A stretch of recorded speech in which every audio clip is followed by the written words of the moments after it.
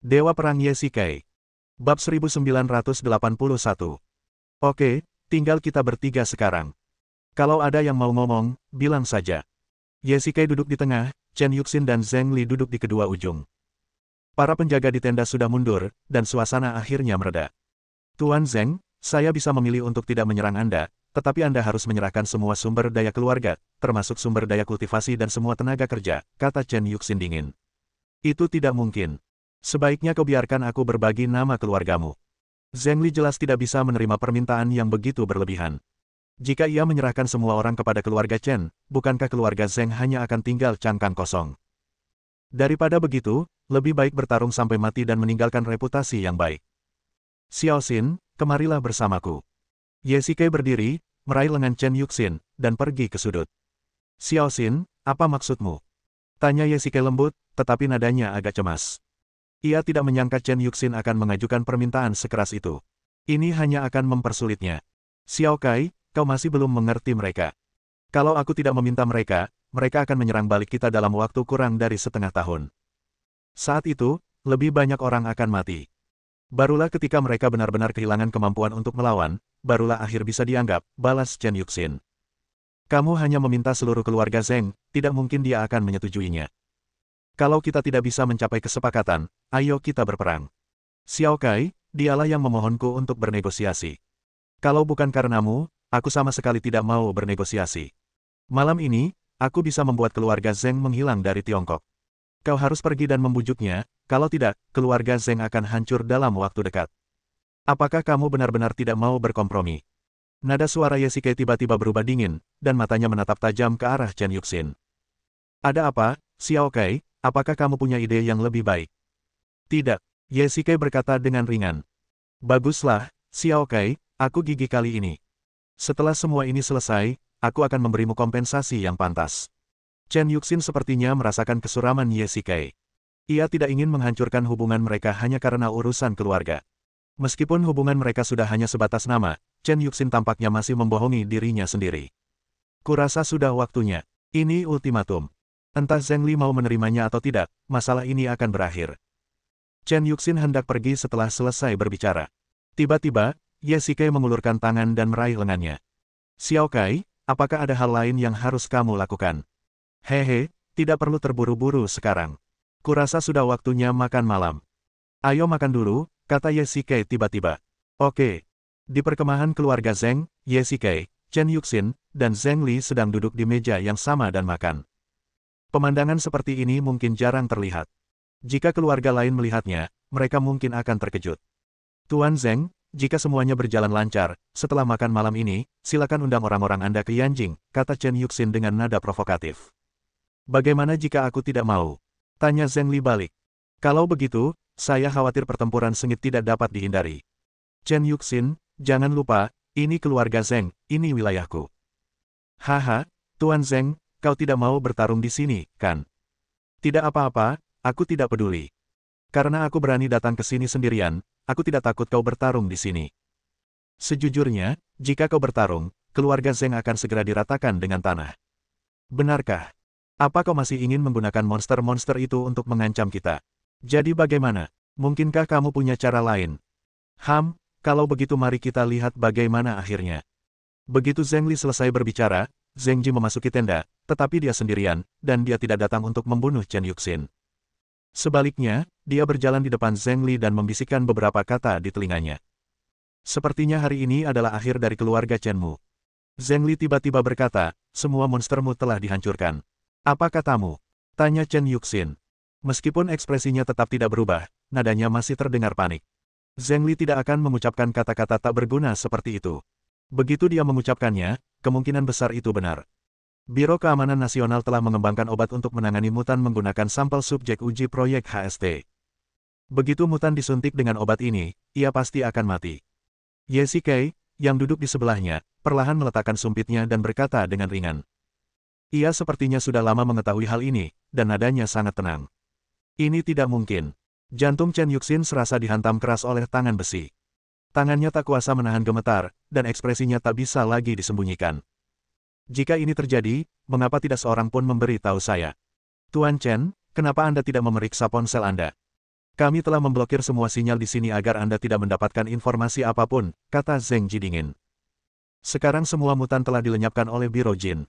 Tuan Chen, kartu truf Anda telah hilang. Xiao Kai, apa kau mengatakan yang sebenarnya? Chen Yuxin segera menghampiri Ye Shikai, menggenggam tangannya, dan menjabatnya terus-menerus. Ia merasa sulit menerima kenyataan ini. Katakan padaku ini semua palsu, kau berbohong padaku. Xiao Xin, saat ini, kami tidak punya alasan untuk berbohong padamu.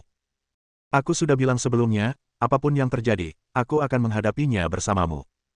Dulu sama saja, sekarang juga sama saja, dan akan tetap sama di masa depan. Kalian, aku akan membunuh kalian. Pikiran Chen Yuxin menjadi kosong, dan niat membunuh tiba-tiba terpancar di matanya. Feng Ling, bertindak. Chen Yuxin meraung, dan para penjaga keluarga Chen di luar segera menyerbu masuk, tetapi Zheng Li juga telah bersiap, dan ini awalnya adalah wilayah keluarga Zheng. Para penjaga keluarga Zheng memimpin dan tidak hanya menghalangi Feng Ling dan yang lainnya di luar, tetapi lebih dari selusin petinggi keluarga Zheng menyerbu masuk terlebih dahulu dan mengepung Chen Yuxin. Tuan Chen, Anda harus menyerah. Mustahil. Chen Yuxin mengeluarkan pedang Chunjun dan menghadapi para penguasa keluarga Zheng sendirian. Hentikan semuanya. Ye Shikai tiba-tiba berdiri dan berjalan perlahan ke arah Chen Yuxin, tetapi Chen Yuxin mengarahkan pedangnya ke arahnya. Xiao Kai, kau benar-benar mengkhianatiku. Air mata mengalir di mata Chen Yuxin. Ye Shikai sudah lama mengetahui rencana ini, tetapi ia menyembunyikannya darinya dan bahkan menggunakan makanan untuk mengulur waktu. Dibandingkan dengan strategi memancing harimau menjauh dari gunung dan memutus sumber api, pengkhianatan, Ye Shikai lebih menyakiti Chen Yuxin, dan itu adalah luka yang dalam. Aku tidak pernah mengkhianatimu, Xiao Xin. Aku hanya berusaha menghentikanmu, mencegah semua ini terjadi. Ikutlah denganku. Aku sudah bilang, apapun konsekuensinya, aku akan menghadapinya bersamamu. Ye Shikai mengulurkan tangannya dan ingin memegang lengan Chen Yuxin, tetapi Chen Yuxin mengelak. Bab 1982. Cukup. Apa kau pikir aku akan berkompromi jika kau mengadakan perjamuan Hongmen di sini? Chen Yuxin sangat bersemangat sekarang. Ia tidak mendengarkan kata-kata Ye Shikai dan hanya ingin pergi dari sini. Ia juga seorang kultivator yang sangat kuat, dan pedang Chunjun adalah artefak yang tak tertandingi. Ia dengan cepat memukul mundur para penjaga keluarga Zheng, tetapi tak lama kemudian, lebih banyak orang bergegas. Zheng Li telah bersiap untuk itu. Sekuat apapun Chen Yuxin, ia tidak dapat menahan serangan begitu banyak orang. Ia hanya bisa mengungsi dari sini sesegera mungkin. Ye Shikai pun maju dan melawan para pengawal keluarga Zheng. Yang ia inginkan adalah menghentikan Chen Yuxin, bukan membahayakan nyawanya. Chen Yuxin kini sangat bersemangat, dan Ye Shikai khawatir sesuatu akan terjadi. Saat Ye Shikai berusaha menghalangi para penjaga keluarga Zheng, Chen Yuxin bergegas keluar dari tenda dengan pedang di tangan, lalu bergabung dengan anggota agensi bayangan di luar, dan bersama-sama mereka bergegas keluar dari perkemahan keluarga Zheng. Namun, Zheng Li telah membuat pengaturan sebelumnya dan mengumpulkan semua petinggi keluarga besar di sini untuk memburu Chen Yuxin, jadi tentu saja ia mengerahkan pasukan terbaiknya. Meskipun agensi bayangan memiliki 4 komandan, itu tetap sangat sulit, dan mereka akhirnya melarikan diri dengan bantuan Ye Shikai. Feng Ling, apa yang terjadi? Chen Yuxin, yang telah meninggalkan kamp keluarga Zheng, berteriak keras seperti orang gila. Zheng Li benar. Sinyal kamp diblokir. Ia tidak menerima berita apapun tentang serangan itu. Dan hingga saat ini, ia masih belum tahu apa-apa tentang kamp keluarga Chen. Kecemasannya membuatnya semakin gila. Tunggu. Tiba-tiba, Ye Shikai bergegas ke depan tim dan menghalangi jalan semua orang.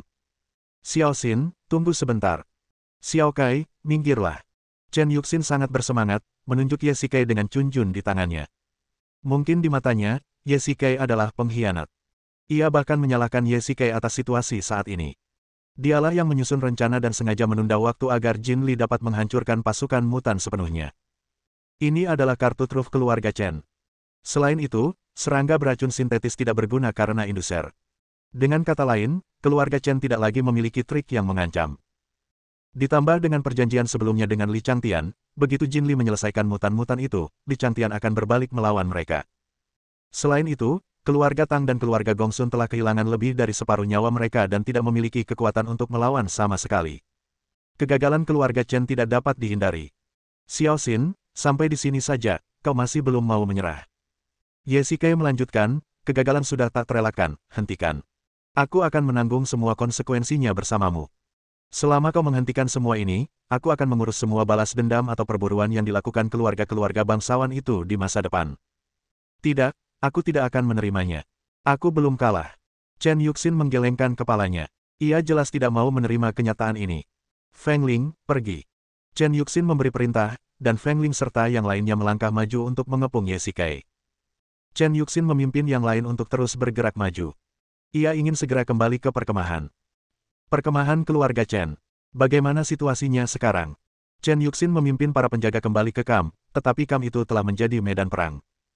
Li Changtian memimpin pasukannya untuk menyerang para penjaga kamp, dan orang-orang dari keluarga Tang dan keluarga Gongsun telah menghilang. Adapun keluarga Wang, mereka juga hilang.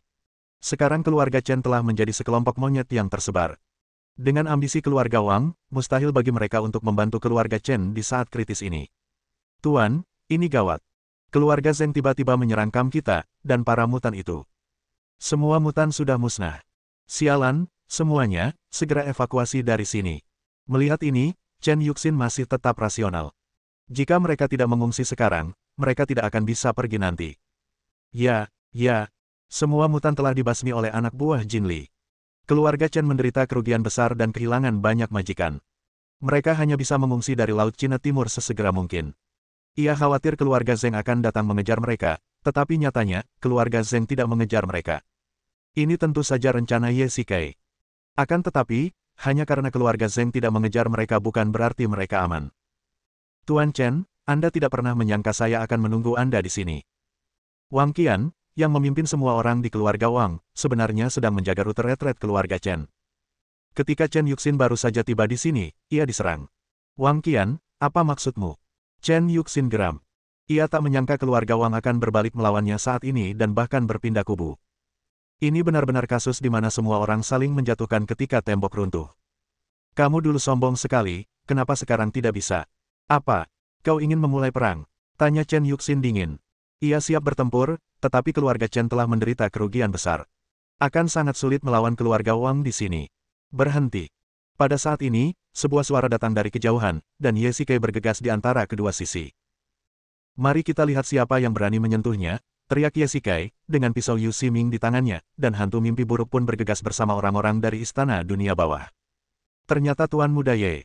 Aku tidak menyangka kau berurusan dengannya beberapa hari yang lalu, tapi sekarang kau malah membantunya. Hati Wang Qian bergetar ketika melihat Ye Shikai. Ia tahu betul kekuatan Ye Shikai. Tidak berlebihan jika dikatakan bahwa ia adalah Raja Iblis. Meskipun jumlah orang di istana dunia bawah tidak banyak, masing-masing dari mereka sangat terlatih dan mampu melawan 10 orang sekaligus. Aku akan mengatakan ini persis seperti yang kukatakan. Kalian yang masih ragu-ragu seharusnya sudah disingkirkan sejak lama. Hari ini, aku akan melihat siapa yang berani menyentuhnya. Ye Shikai melambaikan tangannya, dan para penjaga rahasia bersenjata lengkap. Wang Qian tidak ingin melewatkan kesempatan ini. Hari ini, mereka sudah berselisih.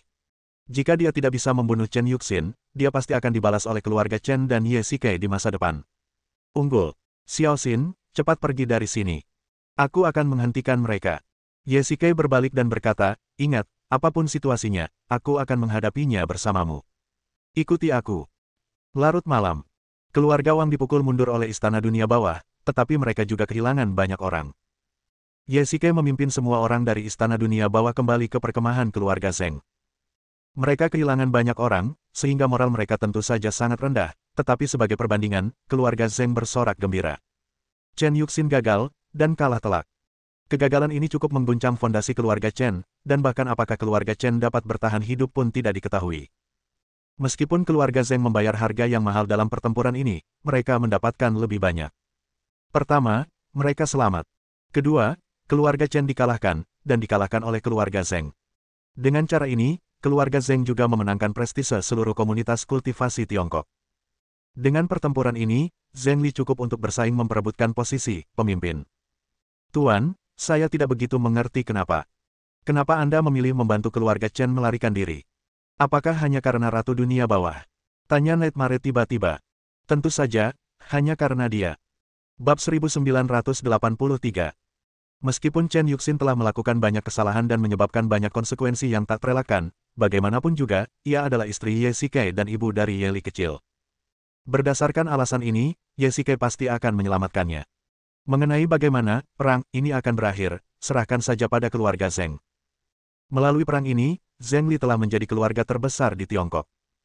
Meskipun keluarga Zheng juga menderita ribuan korban, perjuangan mereka tetaplah berharga.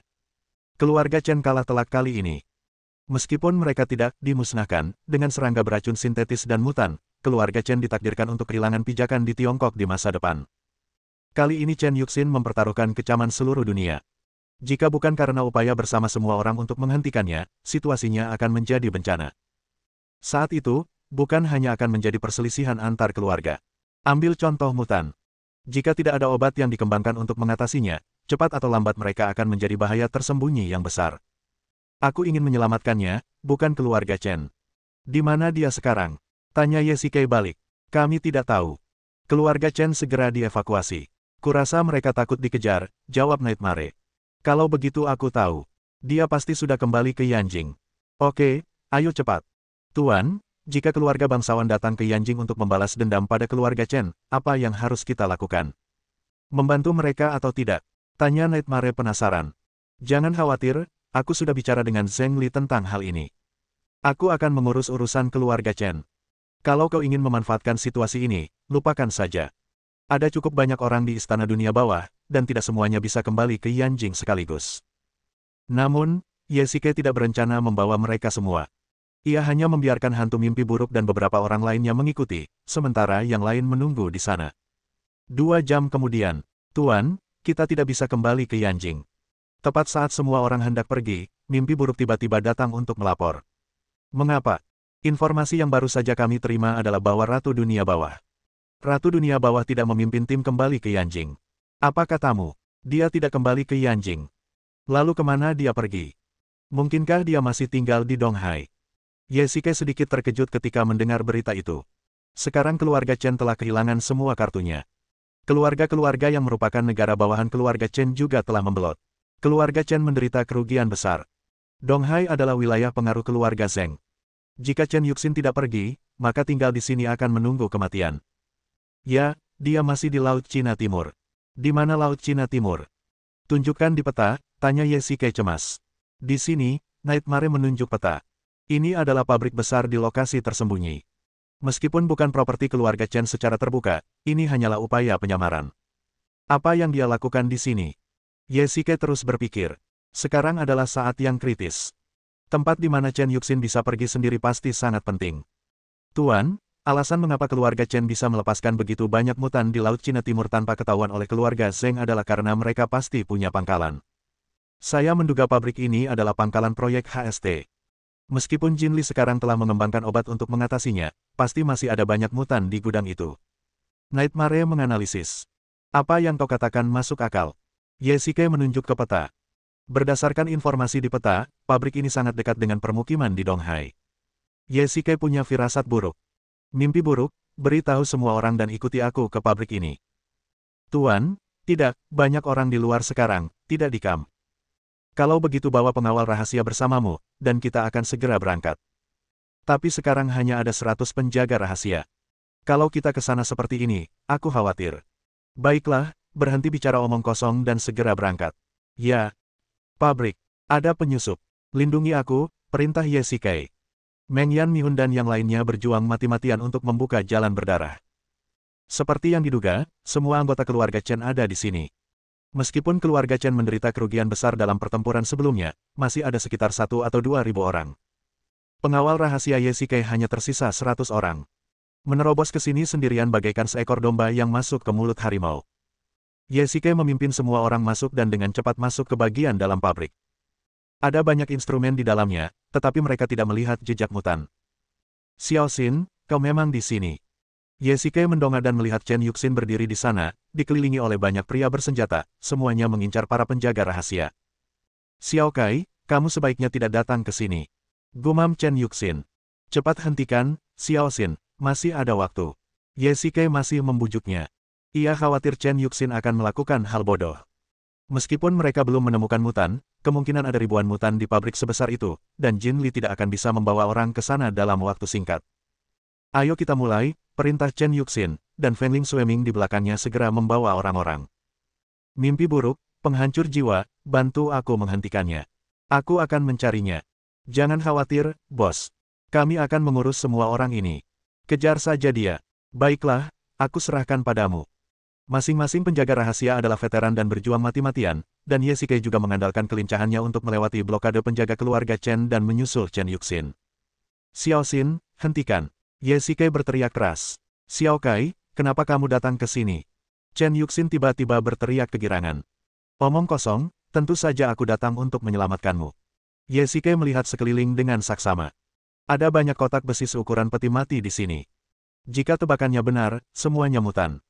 Tempat ini hanya berjarak belasan kilometer dari pemukiman Donghai. Jika mereka dilepaskan, konsekuensinya akan. Xiao Xin, tenanglah.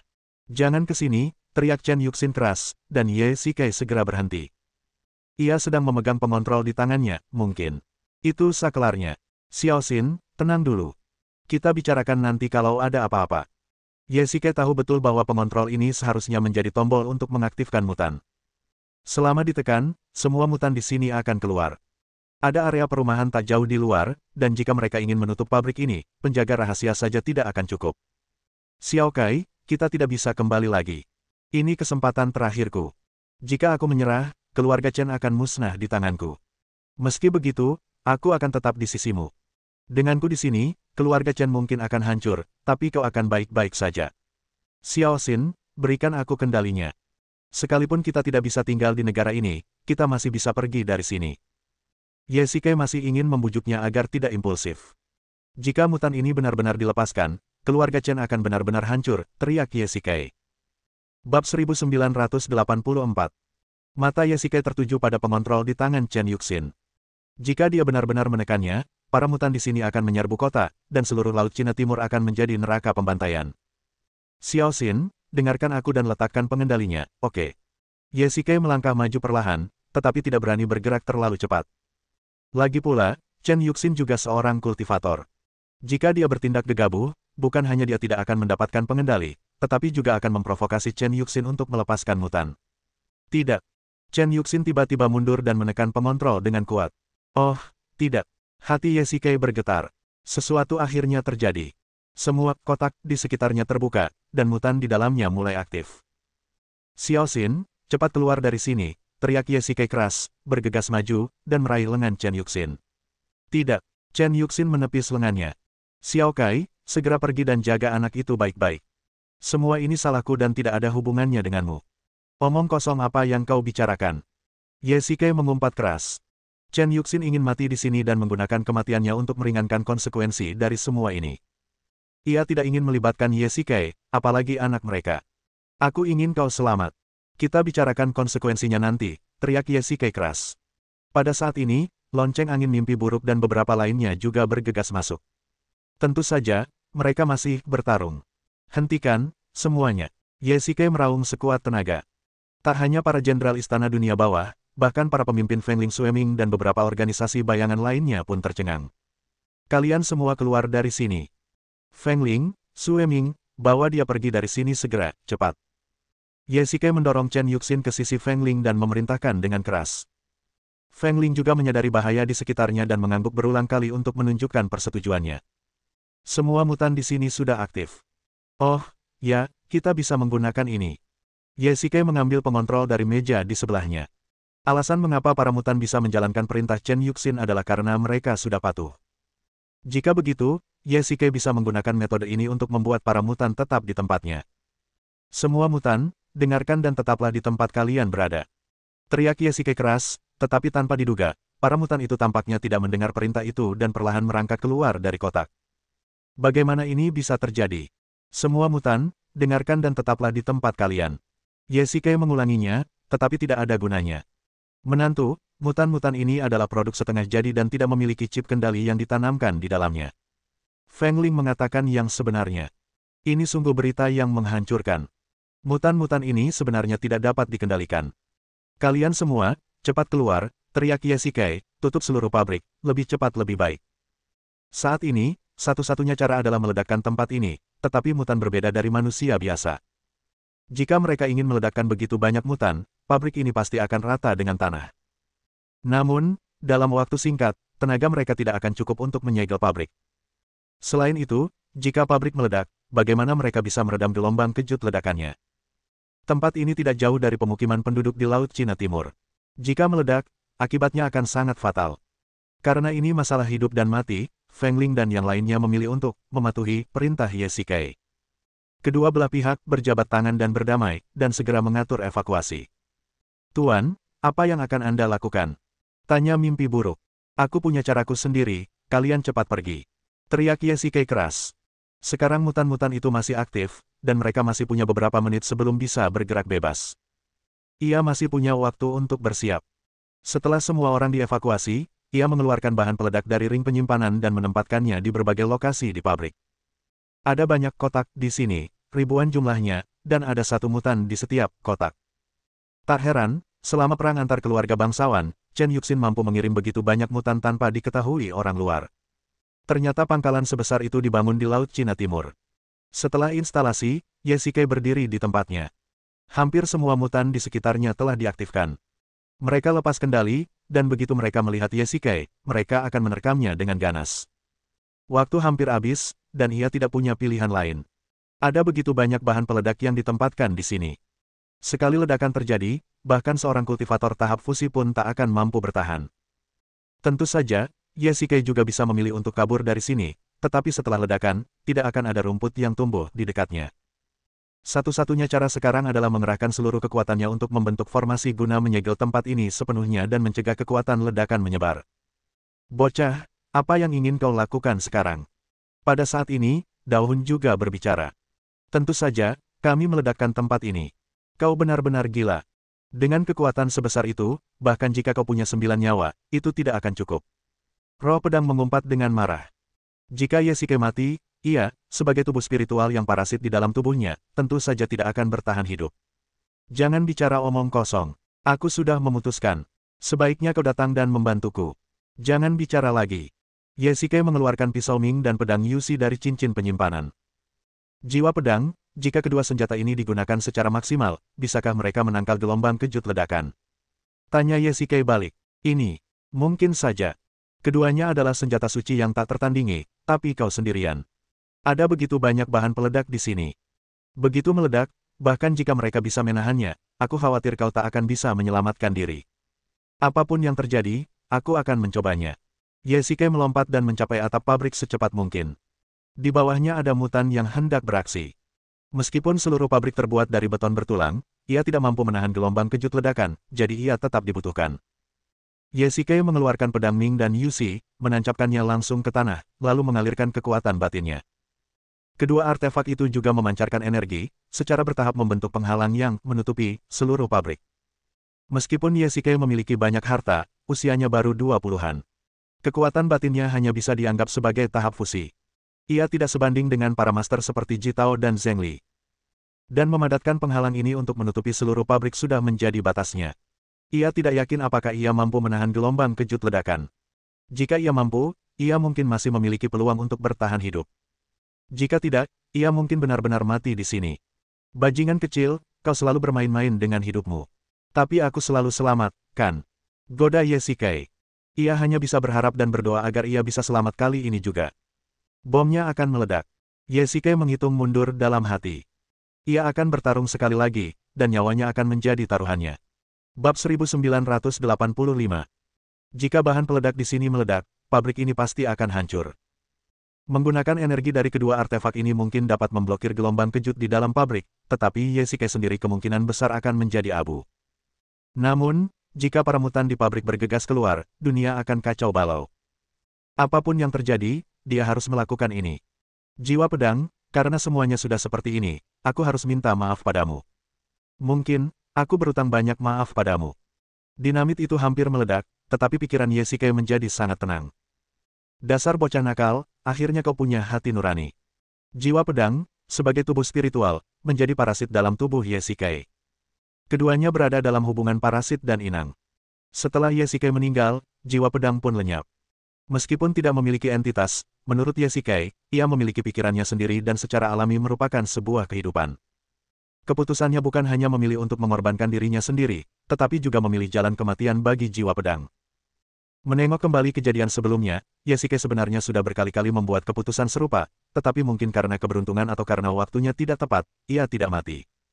Namun kali ini, ia mungkin tidak seberuntung itu. Lupakan saja, bocah kecil.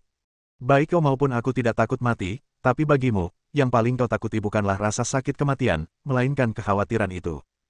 Daohun menyinggung titik sakit Ye Shikai. Mudah untuk mati secara heroik, tetapi yang paling membuatnya menderita adalah kerabatnya. Saya memilih untuk tampil demi masa depan yang cerah, lalu saya memilih untuk menikah demi kehidupan yang stabil, dan sekarang saya memilih untuk berkorban demi semua orang. Pada titik ini, Ye Shikai mungkin hanya bisa menghibur dirinya sendiri. Lagi pula, ia juga bertanggung jawab atas situasi saat ini. Pada suatu saat, ia membuat pilihan yang salah, yang menyebabkan hasil seperti ini. Nak, kalau ada kehidupan lain, maukah kau keluar lagi untuk masa depan yang cerah? Pertanyaan Daohun membuat Ye Shikai memikirkan kembali hidupnya.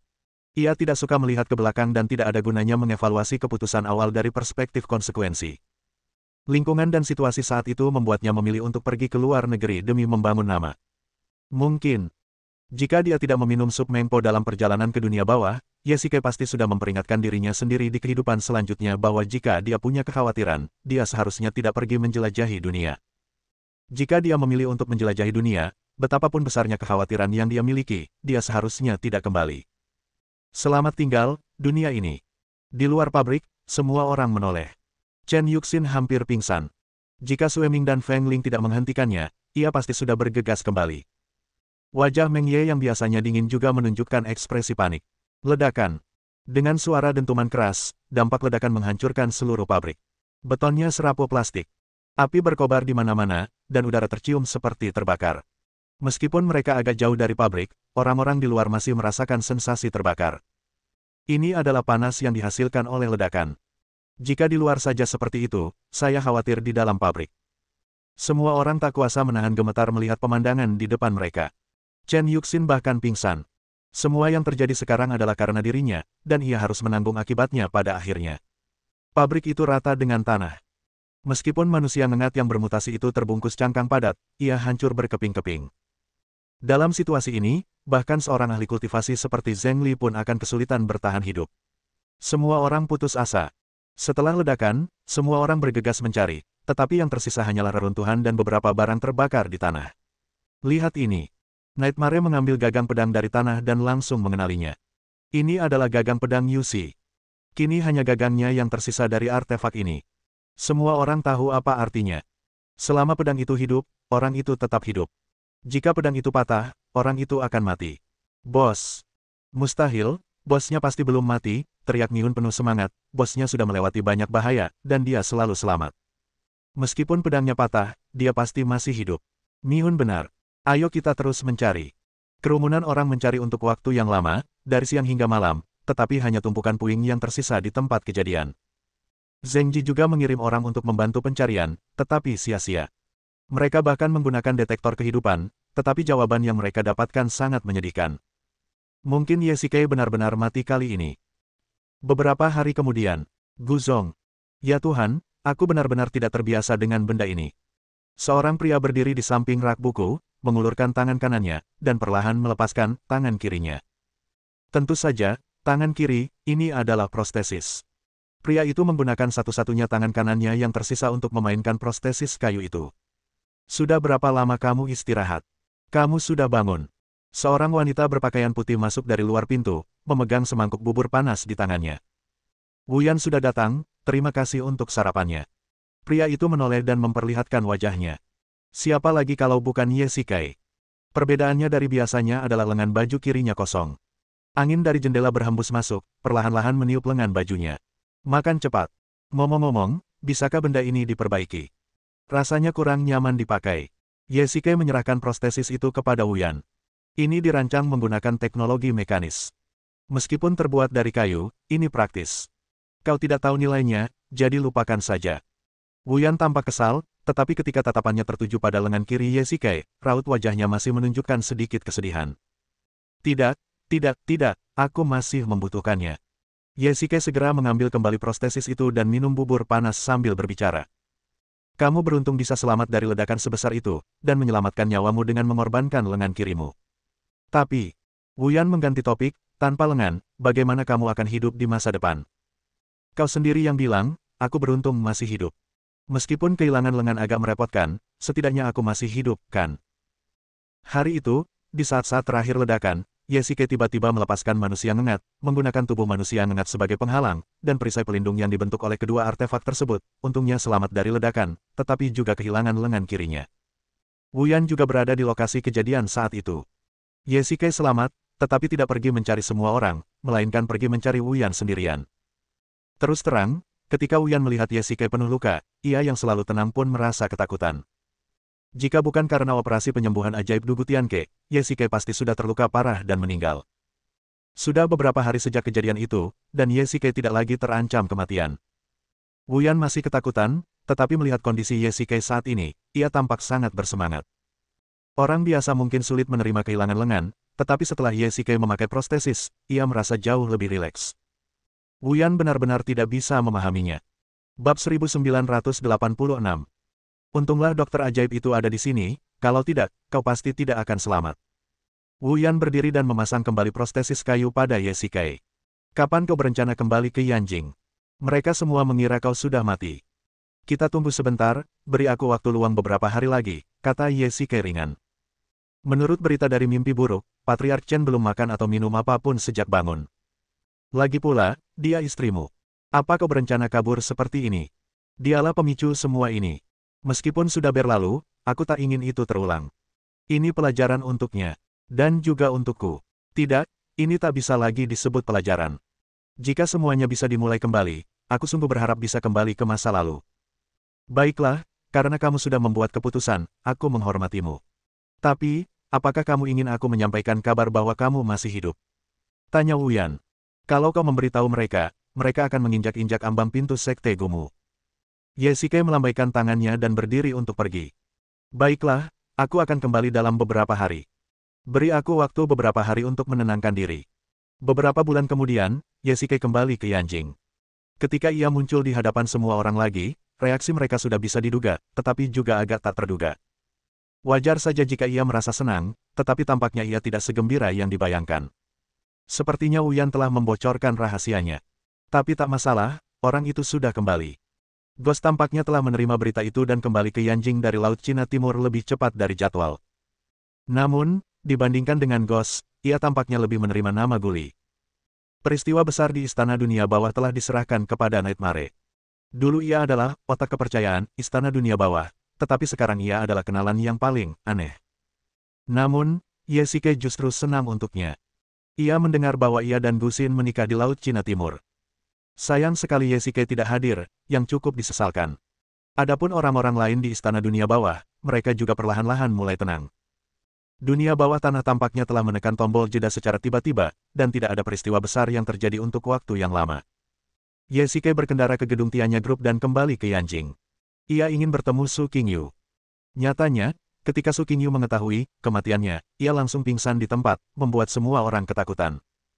Yesike ingin bertemu mantan istrinya. Selama beberapa hari terakhir di Sekte Gu, ia tak bisa berhenti memikirkan Su Qingyu. Ketika ia tersadar, ia sudah tiba di pintu kantor, ragu-ragu untuk masuk. Karena kau sudah di sini, kenapa kau tidak masuk saja? Tiba-tiba, sebuah suara familiar terdengar dari belakang Yesike. Saat berbalik, ia melihat Su Qingyu di belakangnya. Su Qingyu tampak tidak terkejut dengan kemunculannya. Sepertinya hantu itu sudah memberitahu Su Qingyu kabar tersebut. Baiklah, anggap saja ini sebagai vaksinasi. Kalau tidak, saat ia muncul lagi, Su Qingyu pasti akan ketakutan setengah mati lagi.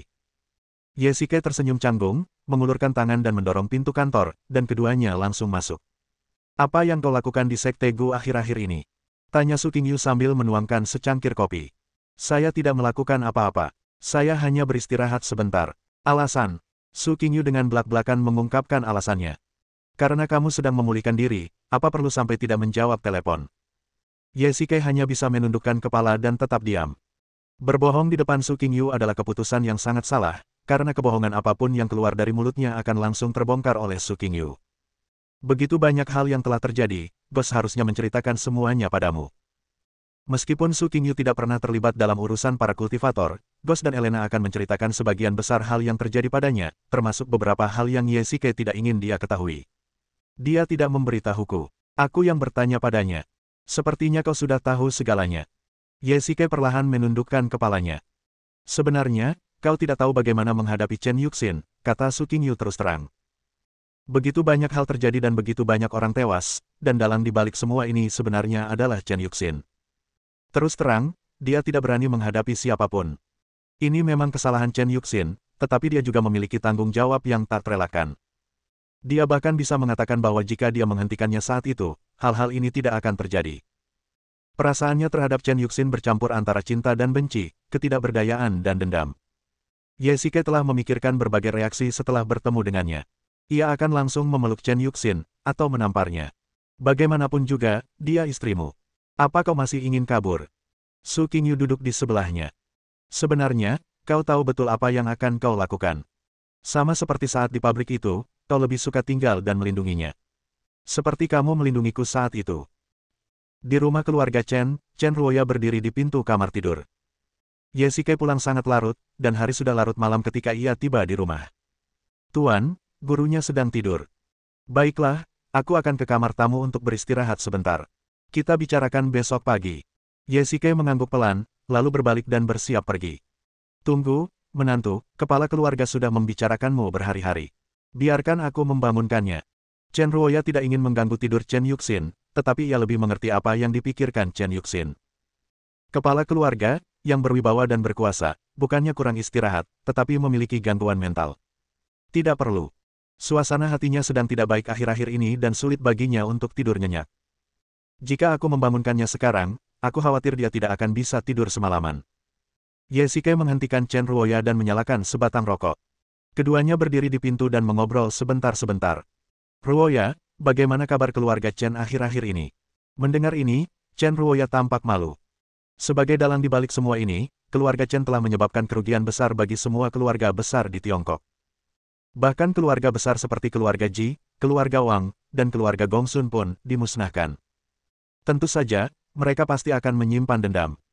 Sekarang konspirasi keluarga Chen telah terbongkar, semua orang akan meruntuhkan tembok, dan mereka pasti akan membalas dendam pada keluarga Chen. Meskipun keempat penguasa Feng Huaxuewe hadir, keluarga Chen pasti merasa tidak enak.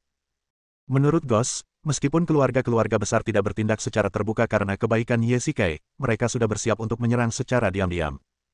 Pemenangnya adalah raja dan yang kalah adalah banditnya. Sekarang keluarga Chen telah dikalahkan, mereka tentu saja tidak akan membiarkan kita pergi. Tapi aku setia kepada kepala keluarga, dan hal terburuk yang bisa terjadi adalah kematian. Serahkan masalah ini padaku, dan biarkan semua orang di keluarga Chen mundur. Ye Xike menghisap rokoknya dalam-dalam. Ia ingin membicarakan masalah ini dengan Ji Qian. Meskipun beberapa keluarga besar datang dengan kekuatan besar, ia punya cara. Ini, cukup. Dengarkan aku. Tidakkah kau pikir jumlah kematian itu tidak cukup? Ye Xike mendesah. Perselisihan antar keluarga besar telah mengakibatkan kematian begitu banyak orang, tetapi masih belum ada hasil. Semua orang mengejar kekuasaan, tetapi mereka semua didorong oleh kekuasaan. Apakah mereka mengejar kekuasaan, atau mereka telah menjadi budak kekuasaan? Baik, menantu. Chen Ruoya mengangguk setuju. Sepertinya ini pertama kalinya dia menuruti perintah Ye Xike, tapi Ye Xike tidak peduli. Yang sebenarnya ingin dia lakukan saat ini adalah mengakhiri lelucon ini. Ye Xike berdiri di pintu dan menunggu hingga fajar, hingga pintu perlahan didorong terbuka. Xiao Kai, kamu sudah kembali. Chen Yuxin mendorong pintu hingga terbuka dan melihat orang yang telah dipikirkannya siang dan malam. Keduanya berpelukan erat. Kali ini, Ye Xike yang berinisiatif untuk berpelukan. Karena beberapa hal sebelumnya, Ye Xike jarang memiliki wajah yang baik setelah mereka menikah. Namun kali ini, ia ingin menjadi suami yang baik. Aku kembali, dan aku tidak akan pernah pergi kali ini, bisik Ye Xike di telinganya, air mata menggenang di matanya, dan keduanya berpelukan erat. Setelah menyelesaikan semua ini, Ye Xike merasa lega. Keluarga bangsawan telah mencapai konsensus dan meminta keluarga Chen untuk memberikan kompensasi, tetapi berjanji untuk tidak bertengkar lagi. Di satu sisi, itu karena identitas Ye Xike, dan di sisi lain, itu karena mediasi Ji Qian. Mengenai urusan dunia bawah tanah, dia bukan lagi Pluto dan seharusnya sudah lama melepaskannya. Sekarang dia menemani Chen Yuxin dan Xiao Yeki setiap hari. Anak itu tumbuh sangat cepat, tetapi juga sangat nakal. Pria yang pernah menaklukkan dunia bawah tanah itu juga telah menjadi ayah dengan seorang bayi. Di akhir setiap bulan, Ye Xike selalu mengajak beberapa teman baiknya untuk pergi memancing dan berpiknik di tepi sungai untuk menikmati waktu luang yang langka. Di antara mereka ada Ji Qian dan Su Qingyu, serta teman-temannya di Yanjing, seperti Zhang Ting dan An Lan. Adapun orang-orang di Istana Dunia Bawah, mereka juga akan kembali ke Yanjing untuk mengunjunginya dari waktu ke waktu. Bulan lalu, ia menerima kabar baik bahwa Ghost, yang sekarang bernama Guli, dan Gu Xin juga datang ke Yanjing untuk bekerja dan menetap. Ye Shikai dan dirinya bisa bertemu kapan saja untuk mengobrol dan menghilangkan kebosanan. Bos, kalau Ye Yi besar nanti, dia mau jadi kultivator. Saat yang lain sedang piknik, Guli tiba-tiba menemukan Ye Shikai dan bertanya. Entahlah. Ye Shikai mendesah pelan, semoga saja tidak. Tentu saja, jika seseorang bisa hidup bahagia, siapa yang mau menjadi seorang kultivator? Guli mengangguk setuju. Ia tidak ingin menanyakan hal ini, karena ia tahu itu adalah salah satu pantangan Ye Shikai. Namun, ia belum pernah melihat Ye Shikai menggunakan tenaga dalamnya sejak ledakan pabrik, dan kehidupan sehari-harinya pun tidak berbeda dengan orang biasa. Saat itu, demi melindungi dirinya, pedang Yushi dan Ming Dao hancur dalam ledakan tersebut. Ini mungkin menjadi pengingat bagi Ye Shikai bahwa ia harus melepaskan segalanya. Tanpa senjata, seorang kultivator akan menjadi manusia biasa. Bos, bagaimana tanganmu? Apakah kamu sudah terbiasa? Tidak masalah. Lihat, ini bisa bergerak bebas. Ye Shikai menggerakkan prostesisnya. Setelah beberapa saat menggunakannya, prostesis itu menjadi bagian dari tubuhnya. Baiklah, bos, saya akan pergi makan dulu. Anda bisa melanjutkan memancing di sini. Kumohon. Ye Shikai melambaikan tangannya, matanya masih terpaku pada kail di depannya. Guli benar. Ia harus merelakannya dan menjalani hidup sederhana. Untungnya, ia sudah berada di jalan yang benar. Xiao Kai, kemarilah dan makanlah. Suara Chen Yuxin terdengar dari kejauhan. Saat aku mendongak, hari sudah siang. Baiklah, aku akan segera ke sana. Ye Shikai perlahan berdiri dan menyimpan pancingnya. Tiba-tiba, sebuah suara yang familiar muncul di benaknya. Anak bau, akhirnya aku kembali. Aku tidur lama sekali. Jiwa pedang, itu kamu. Tamat. Terima kasih telah mengikuti perjalanan Ye Shikai, nantikan cerita seru lainnya di channel Zimar Imam.